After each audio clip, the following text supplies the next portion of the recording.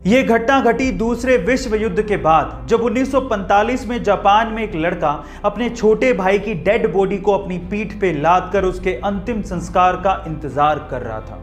अपने छोटे भाई की मौत के बाद उसे रोना आ रहा था, लेकिन अपने होठों को काटकर वो अपने इमोशंस को कंट्रोल कर रहा था।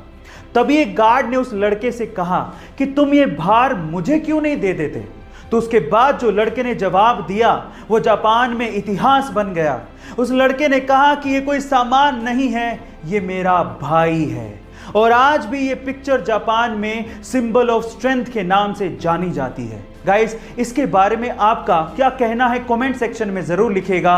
और आजकल तो बहुत सारे मोबाइल अच्छी टेक्नोलॉजी के साथ सस्ते दामों पर अवेलेबल हैं, लेकिन क्या आप सबसे पहले मोबाइल के बारे में जानते हो? चलिए मैं आपको बताता हूं। एक्चुअली सबसे पहला मोबाइल आया था 1983 में, जिसका नाम था डायनाटेक 8000X। अब इसकी खास बात क्या थी? इसकी खास बात यह थी कि ये मोबाइल 10 घंटे में चार्ज होता था, और उससे भी बड़ी बात यह थी कि 10 घंटे चार्ज करने के बाद भी इसकी बैटरी लाइफ सिर्फ 30 मिनट की थी, यानी कि हर 30 मिनट के बाद इसे फिर से 10 घंटे के लिए चार्ज करना पड़ता था।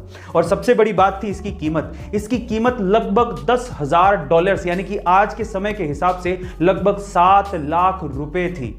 कई बार कुछ लाइनें लिखने में बहुत छोटी होती हैं, लेकिन उनका मतलब इतना गहरा निकलता है कि वो दिमाग पर सीधे असर डालती हैं। उन्हीं में से एक लाइन मैं आज आप लोगों को सुनाने वाला हूं, जरा ध्यान से सुनेगा।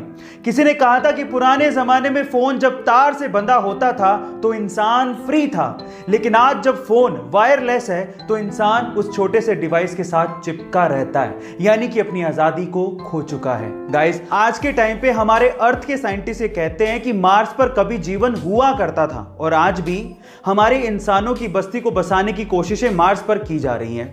पर इसके पीछे का एक रीजन और भी है। ऐसा भी कहा जा रहा है कि आज से 5 बिलियन साल बाद अर्थ पर भी जीवन पूरी तरह से नष्ट हो जाएगा, और अर्थ का टेम्परेचर 2000 डिग्री सेल्सियस तक हो जाएगा, और हमारे सोलर सिस्टम से हैबिटेबल जोन थोड़ा दूर शिफ्ट हो जाएगा, और तब मार्स, यूरोपा और टाइटन रहने लायक बन जाएंगे।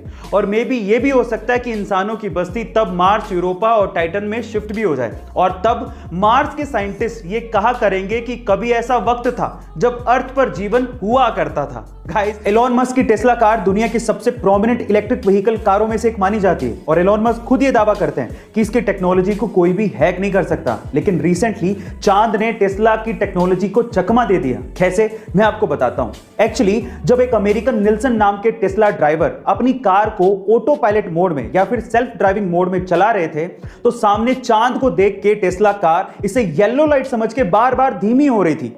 तो इस चीज का वीडियो उस बंदे ने बना लिया और सोशल मीडिया पे एलोन मस्क को टैग करते हुए लिखा कि आपकी टीम को आप ये जरूर बताना चाहोगे कि आपके ऑटो पायलट सिस्टम को चांद किस तरह से चकमा दे रहा है। गाइस, वैसे तो एक टेक्निकल ग्लिच था, लेकिन मेरा ये यकीन है कि टेस्ला की टीम इसका भी सॉल्यूशन निकाल ही लेगी। गाइस, आपको ये सुन के कैसा लगा कमेंट सेक्शन में जरूर लिखिएगा, और ऐसे अमेजिंग वीडियोस के लिए शेयर, सब्सक्राइब एंड लाइक। मिलते हैं अगली वीडियो में।